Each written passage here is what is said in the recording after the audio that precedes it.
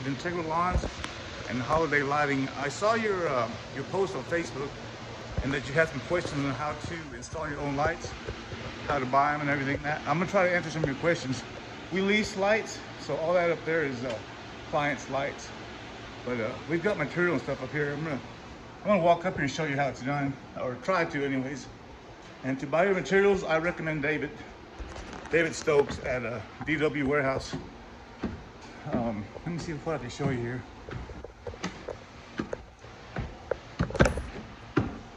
I'll keep them following. So this is the wire. This is called socket wire. It comes in spools, but you can buy it by the foot. So you want to measure how many feet on your roof line, and that's how you know how much to buy. So, and David's pretty good at measuring. He's got a program that he can measure a lot of times if there's a good view. Ooh, I'm out of breath from those stairs. So this is called socket line or socket wire. This is C9, and depending on how many feet you got, this is how much. That's how much you buy. We buy bulbs in bulk. This is a C9 bulb. This is purple. I've got a bucket of this is warm white. But you can buy these in bags of 25, I believe.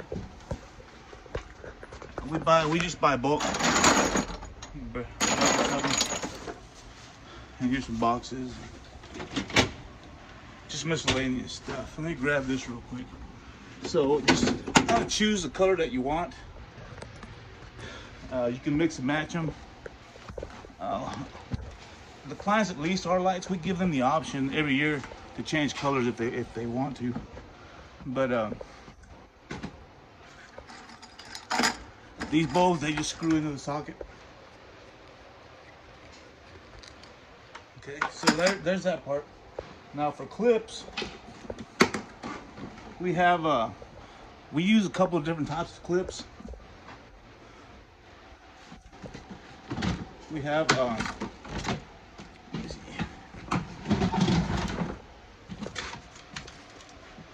have these clips, and you can use them on gutters or on under your shingle. So these guys, what they do is once your bulb is screwed in,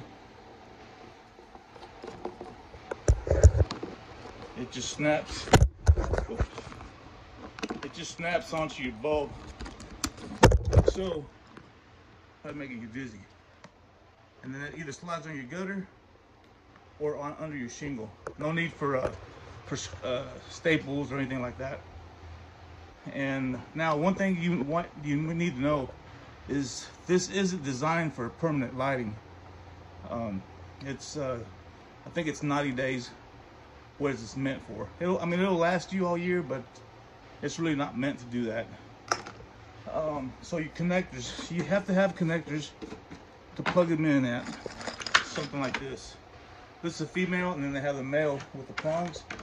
So these are pretty easy to assemble. You slide off the backing.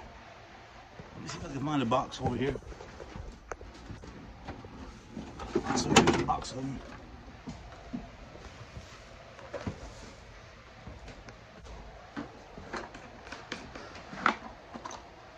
That's what they look like. And you slide the back off of them, and the little prongs, and you put your wire in there. If you like, I can show you how to do that when I have somebody hold my phone for me. And that just goes on your ends of your wire. That's actually inline, so it's pretty versatile. You can do a lot with it. And that's kind of the rough description. We also have this X-wire.